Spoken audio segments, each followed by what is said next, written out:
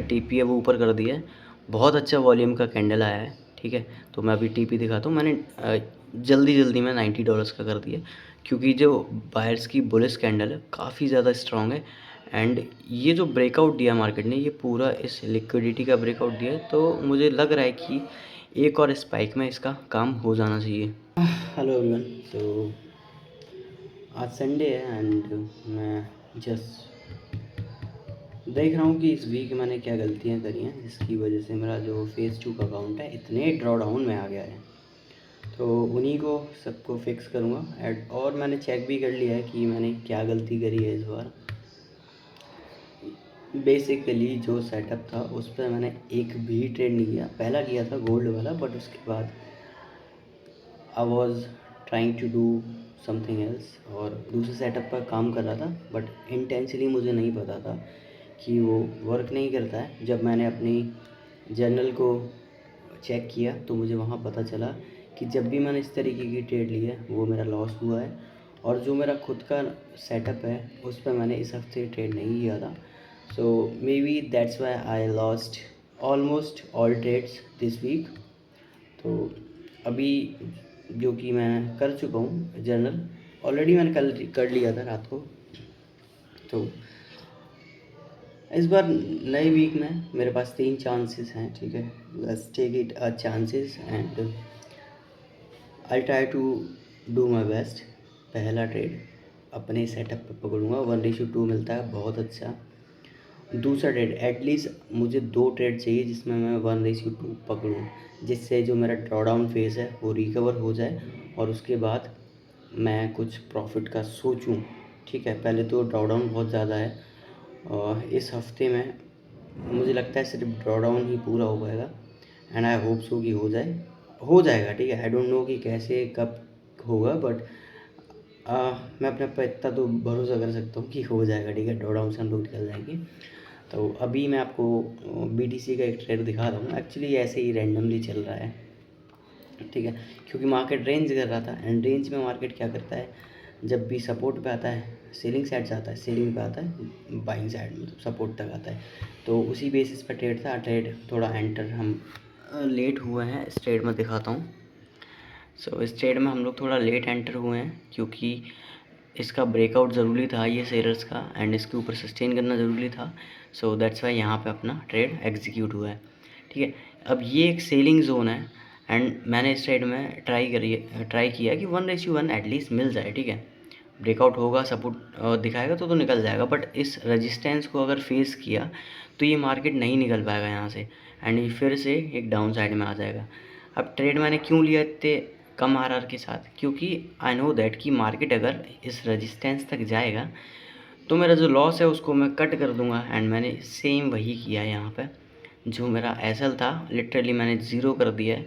ये मेरा एसएल है एंड ये एसएल मैंने ज़ीरो कर दिया है। तो ये एक मतलब ऐसा चलती है तब भी सही है, नहीं चलती ट्रेड तब भी सही है, हमारा घाटा कुछ भी नहीं है इस ट्रेड में। ठीक है, तो अगर 1:1 भी मिलता है that's is gonna be enough. और अब इस अकाउंट में भी दिखाता हूँ, इस अकाउंट में भी सेम हुआ है। पहले देखो कितना अच्छा एकदम पॉजिटिव सारी ट्रेड चली थी, इतनी सारी। फिर उसके बाद 1 2 3 4 5 ट्रेड ये नेगेटिव है। ऑल्दो ये जो सेलिंग मैंने एक यहाँ से पकड़ने की कोशिश कर रहा था, मैंने एक ट्रेड यहाँ से पकड़ी भी थी और ये टारगेट इसका ये लिया था यहाँ तक, बट ये रिवर्स हो गया यहाँ से। एंड इसमें जो हमको पिप्स मिले, पिप्स बोलेंगे या फिर पॉइंट बोलेंगे, तो ये 980 90 हज़ार पॉइंट, एवरेज 1000 पॉइंट की समथिंग कैप्चर किए थे। $50 समथिंग बन रहा था। बट जैसे कि आपको पता है कि या तो टीपी तक एटलीस्ट आना चाहिए या तो ब्रेक इवन कर देता हूँ, बट इसमें मैंने ब्रेक इवन भी नहीं किया तो वो लॉस में कट गया क्योंकि मैं सो रहा था एंड रात को ट्रेड चल रहा था ये। तो अब क्या कर सकते हैं इस ट्रेड में। ठीक है, रिवर्स हो गया तो हो गया, ऐसा ही गया तो गया। ठीक है, हम क्या कर सकते हैं, अपने रिस्क टू रिवॉर्ड रेशियो को सिर्फ मेंटेन कर सकते हैं। अभी देखो जैसे कि पता है आपको मेरा बैक टू बैक 7-8 लॉस हुए हैं।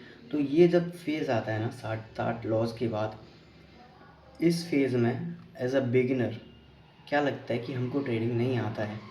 और मैं इस फेज़ से बहुत बार जूझा हूँ, आई मीन बहुत बार मेरे साथ हुआ है कि मेरे 10-10, 15-15 बैक टू बैक एसएल गए हुए हैं। तो उस टाइम पे क्या होता है, हमको ऐसा लगता है कि भाई इतने टाइम का मेहनत है, इतना टाइम मेहनत किया, फिर भी बैक टू बैक इतने लॉसेस हो रहे हैं। तो हमको लगता है कि यार नहीं है यार, मुझे ट्रेडिंग नहीं आता, ये वो, ये सब मैं भी करता था, ठीक है, एंड बहुत ज़्यादा ख़राब भी लगता था।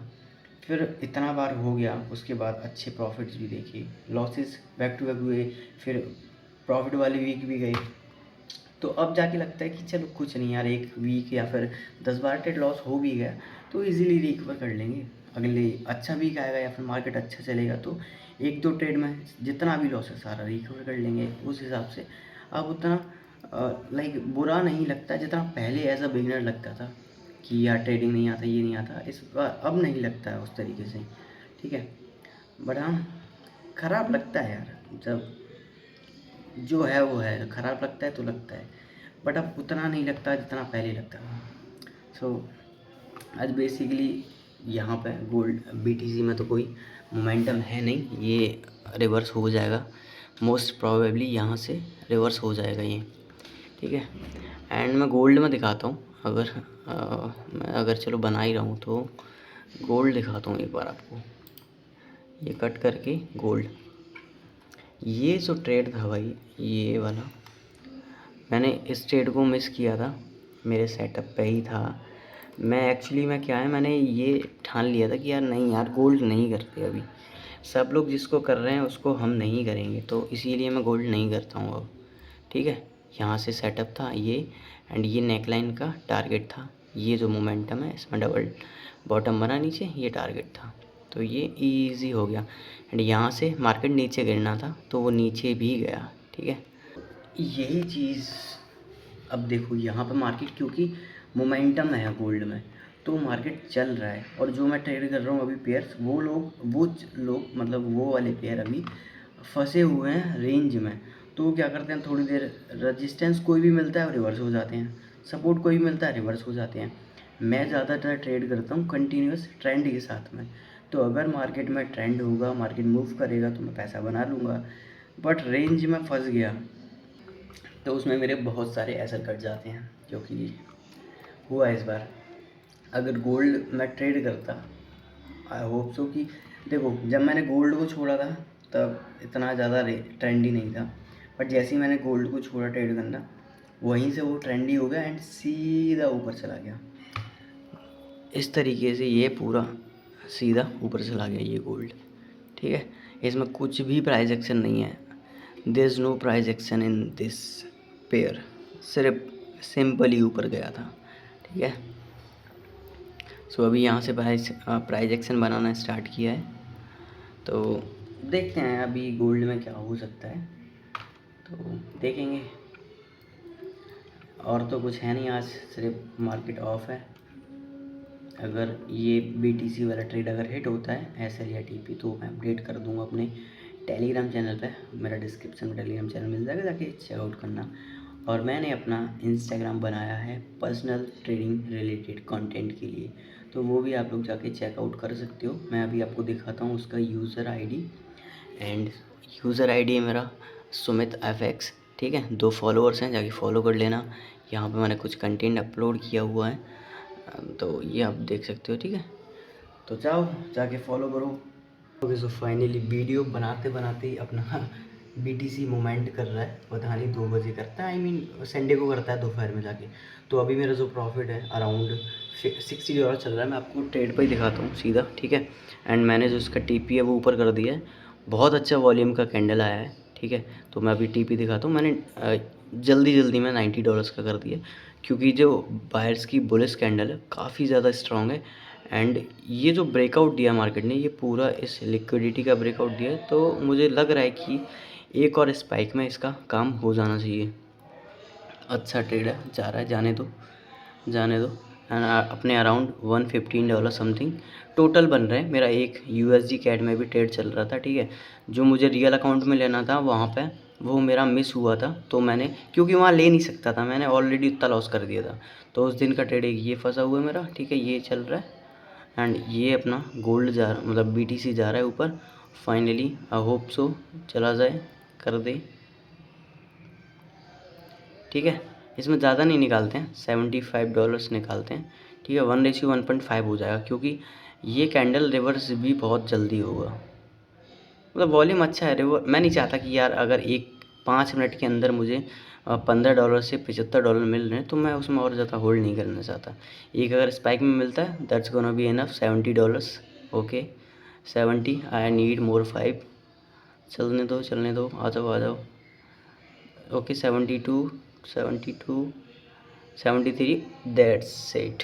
तो ये अपना ट्रेड कट हो गया $76 पे।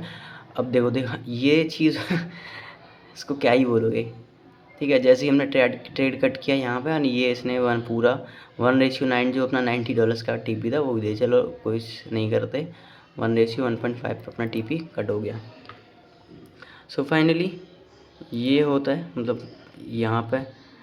अब इस ट्रेड को अगर मैं मिस करता, अब समझना एक बात को, नॉर्मली बताता हूँ, मुझे ये ट्रेड यहाँ पे मिला, अगर मैं इसको मिस कर देता कि चलो यार सामने रेजिस्टेंस है, मैं ट्रेड नहीं लेता, तो क्या होता, ये ट्रेड का मोमेंटम या फिर ये भी निकल जाता।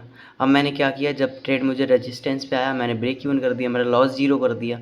उसके बाद जब मुझे दिखा कि नहीं यार, जो ट्रेड में कैंडल ने अच्छा खासा ब्रेकआउट दिया है, तो मैंने अपना टीपी ऊपर कर लिया। अब जहाँ 50 मिलने थे, वहाँ पे $76 समथिंग मिल गए, ठीक है।